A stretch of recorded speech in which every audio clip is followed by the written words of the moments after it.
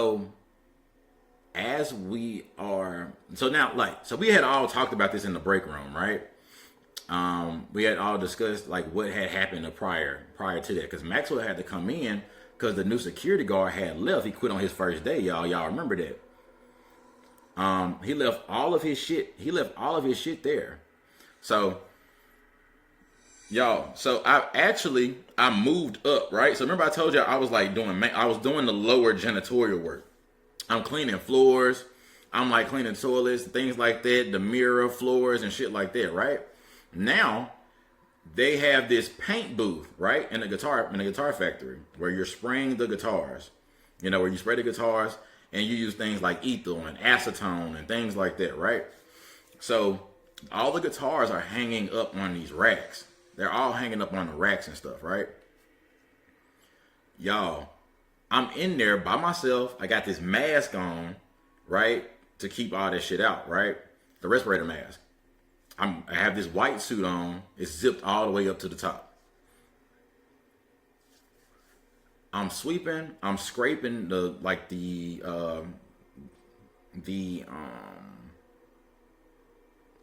stuff off the walls, right? All of the lights. There are like 9 booths. All of the lights, y'all, start flickering. They start flickering, so I don't think nothing of it, right? And then they go off. One go douche, douche, douche, douche, like they cutting off. So I'm like, oh shit. My cousin, he fucking with me. He playing with me, right? So I cut him back on, right? And I'm pretending like I'm sweeping, right? The lights are on the outside, but you have to walk through each stall. But it's so far between each stall, like I can't exactly see what's going on. So it goes again. Douche, douche, douche, douche. Like quicker this time, right? I'm like, damn. For him to be 50, he moving. Like he cutting the motherfuckers off. Cutting it off like them. So I said, okay, I'm going to cut him back on. And I'm going to like hide in the cut when I catch his ass. Y'all. All the motherfuckers cut off at the same time. The same time I bullshit you not, all of them cut off at the same time. So I walk out and I'm like, damn, Rod, you playing and shit. I'm looking out these double doors. I walk out completely, y'all. I come back in. All of the guitars have now swung up. And they're like I said, they're on a stand and they're hanging like this. They've swung upside down and now they're all standing up. So, y'all know your boy. I'm not scared, but I'm like, what the fuck? So now I'm cutting the lights back on. Anyway, Bucky Crew, what it do? How y'all doing, man? Happy Sunday to y'all. Thank y'all for tuning in, y'all.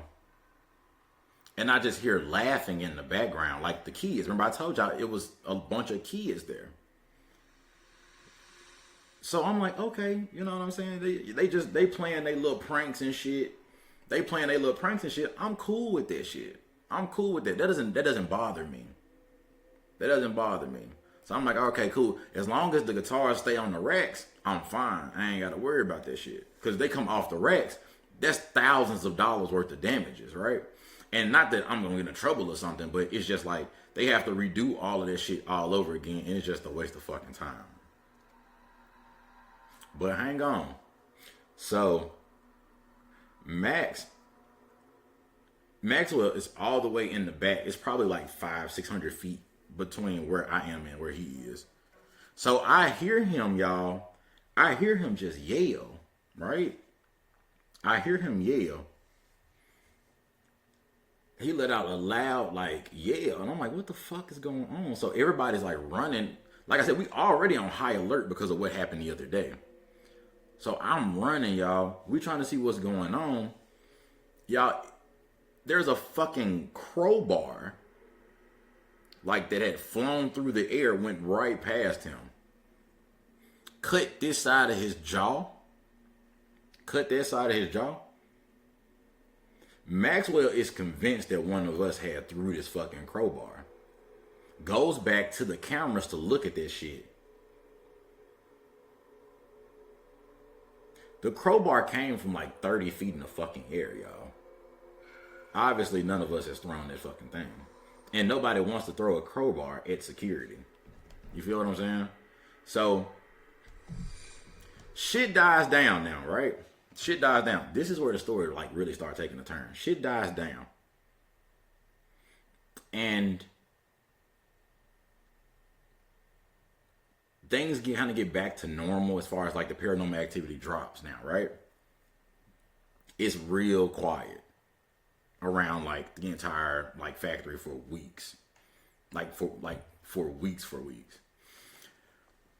But they threw this ball. Remember I told you guys in the first episode of this that they throw balls every now and then, like, you know, in the Les Paul room.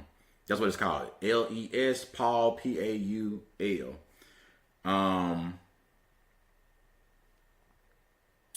In the Les Paul room. They threw that ball, y'all. And shit really started picking up again. But it was different this time, right?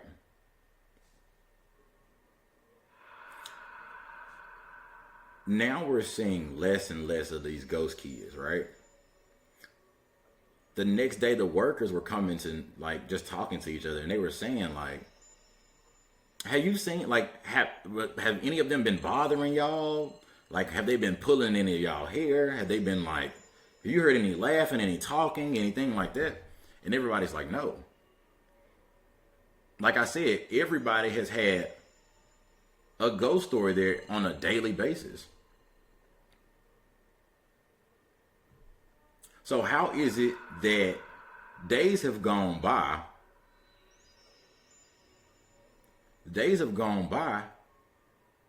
and nobody has seen any of those kids again? The bouncing ball that was in the parking lot, gone. Nobody's heard anything. Now, there is a security guard that has been there, right? Her nickname is Shaq. We call her Shaq. She was a big girl, so you know why her name was Shaq. Big Shaq, big back, whatever you want to call her, right? Now,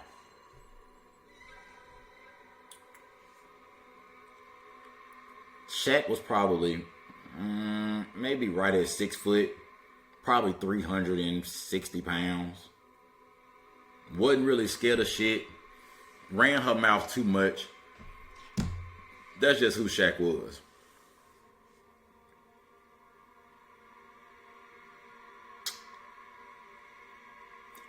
Shaq claimed to never be scared of anything. But for some reason, Shaq would never go in the ballroom.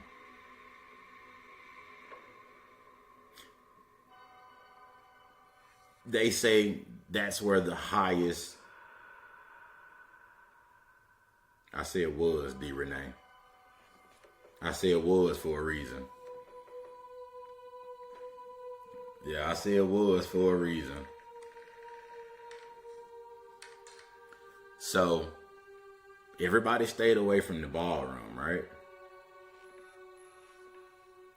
Shaq had to secure this stuff, the area, because it was the next day from the party. And you don't want people lingering around.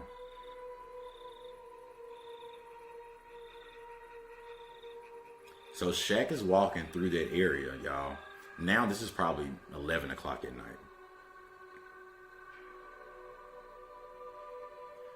She is so terrified to go in there. So she's begging other security guards, hey, switch with me. Switch shifts with me, switch routes with me.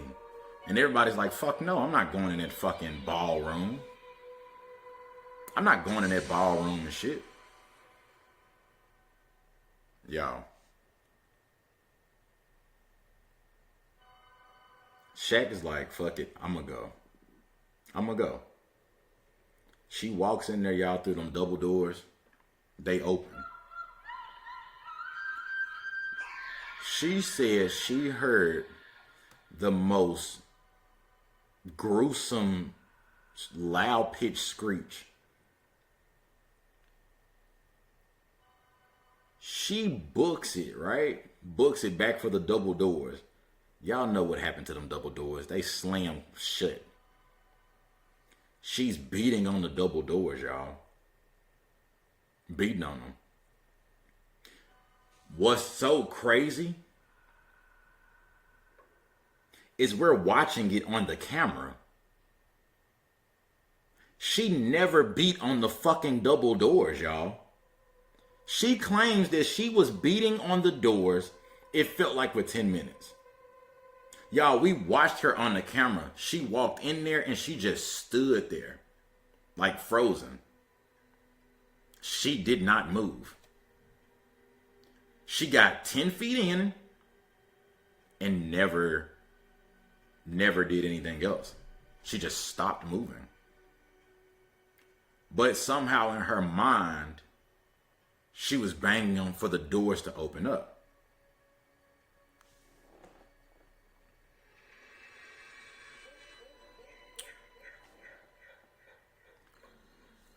So after watching her for like 10 minutes, you see tables start like stacking on top of each other, right? We can see this on the camera. We can see it on the camera. And like the furniture starts to shift, right? Starts to shift. Security goes down there, all three of them now, run down there to go get her.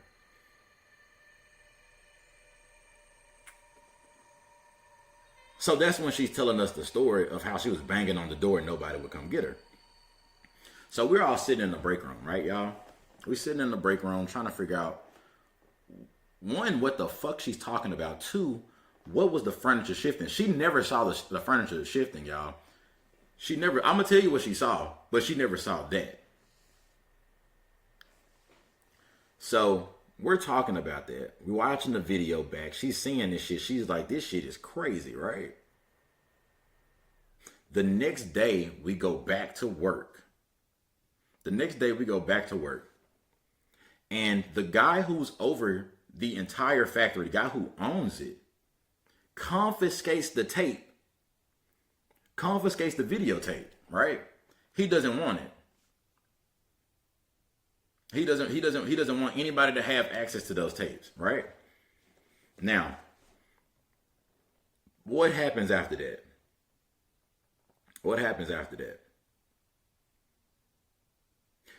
Somebody went to the news.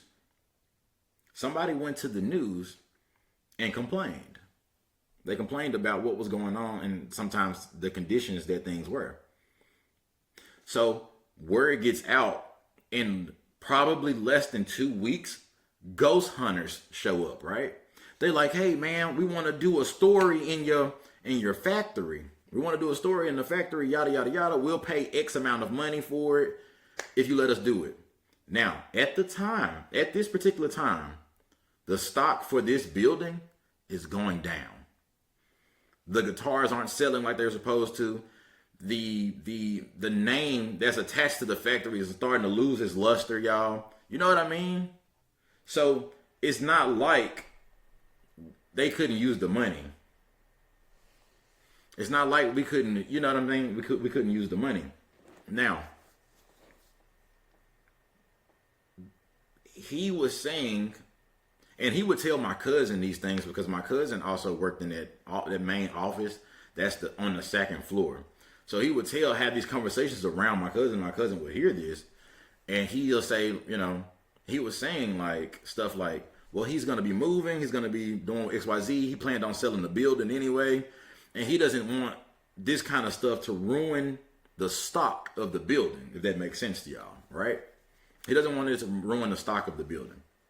Which, you got some honey shit. People might not want that. Some people might. Majority don't. You feel what I'm saying? So he would always tell them no. He was like, they have been trying to come and do stories here for the last 10 years. So this wasn't some shit that's new. He knew what was going on. Which is why he also made sure that he was gone by 4 o'clock every day. That's just how it worked. But y'all, let me tell you. The next day,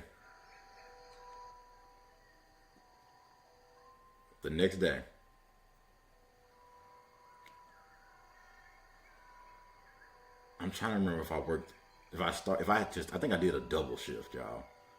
I'm exhausted.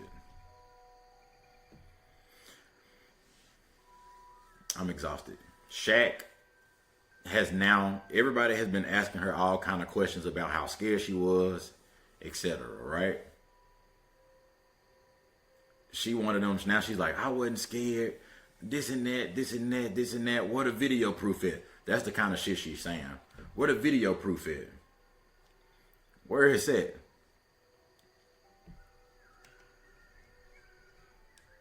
So that happens.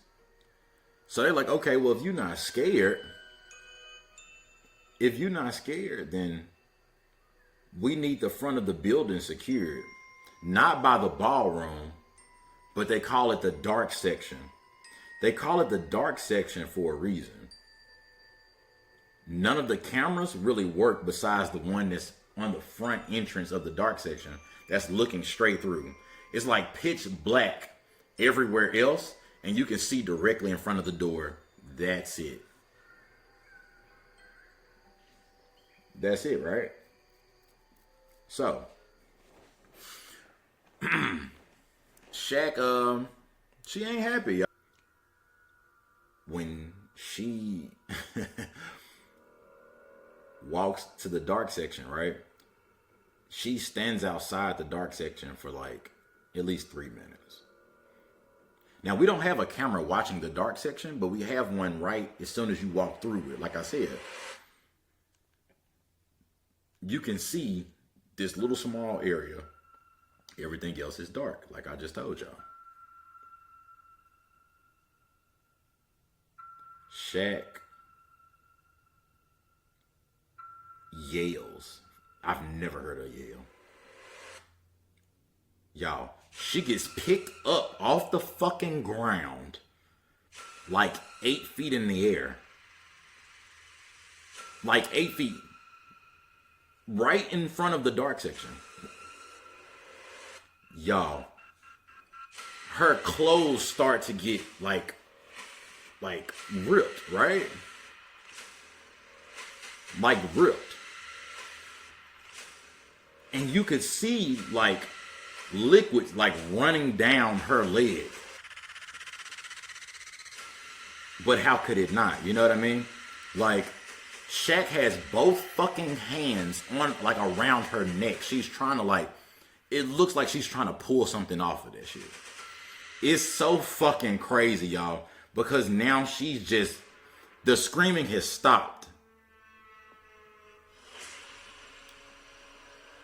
Y'all, the light in the dark section goes out. The camera is out now.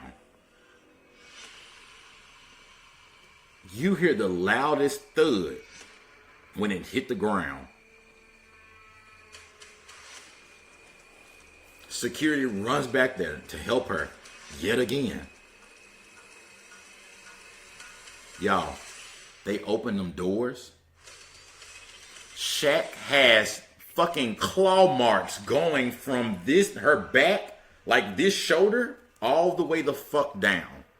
Like it's three claw marks going down straight like that, y'all. Like into her skin. She's not bleeding. She's not bleeding, but it's like claw marks going all the way down, y'all. She smells so bad because she, obviously you know what she did on herself. Obviously you know what she did.